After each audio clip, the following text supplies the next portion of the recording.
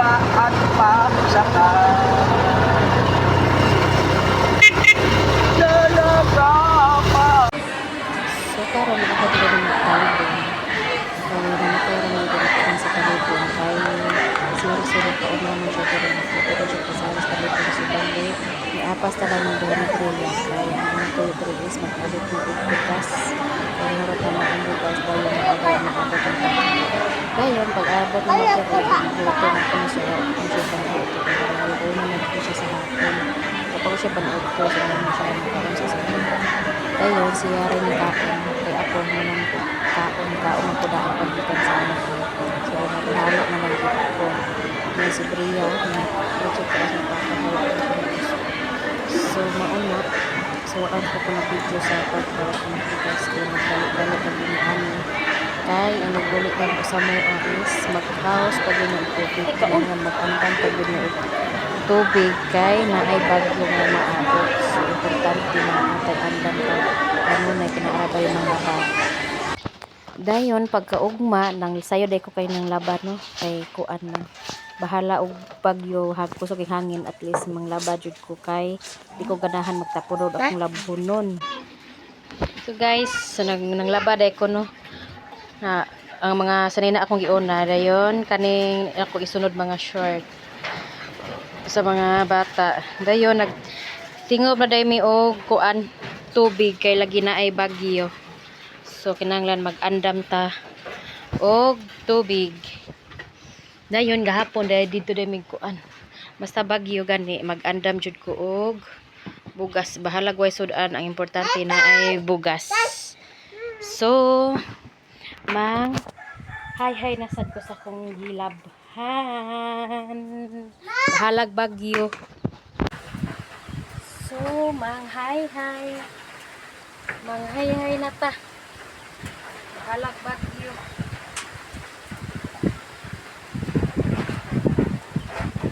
Sukeng hangin. Ay. Bahalag bagyo basta manglaba. Naalay sabon aw labag yun.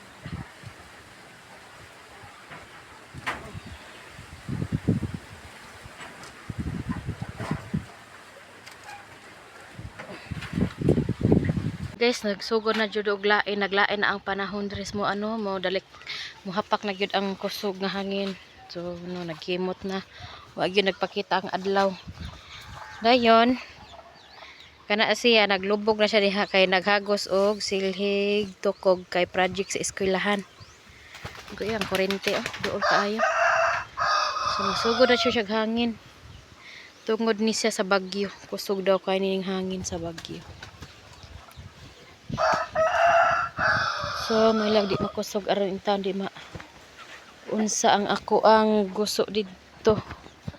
So, mao din ang among manok.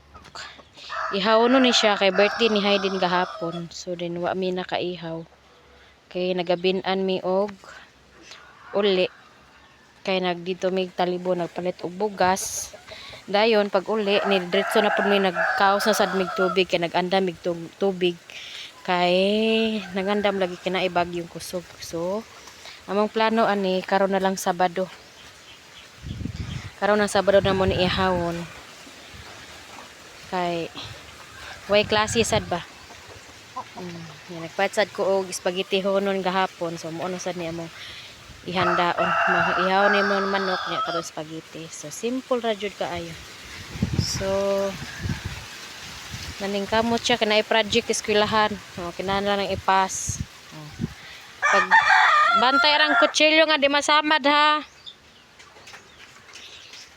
Asa ko porma lingi ko no? Cha grabe chuya wag magrayban man maghagos tukog. Sagbot tungod sa hangin sagbot nagtapok na diri sa tubangan. Dayon ang bata nga gigutom. Naghagos na siya siyang tukog. Gigutom ko na siya. Nikaon siya. Kasi sudan mo.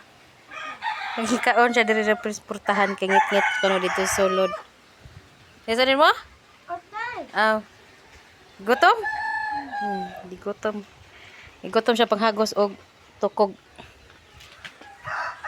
So, mauning palibot Nung sugod ng harangin naglain na jud panahon makuyawan man sa daan ni. Ay kusog ra ba kuno kay ning bagyuhan ni.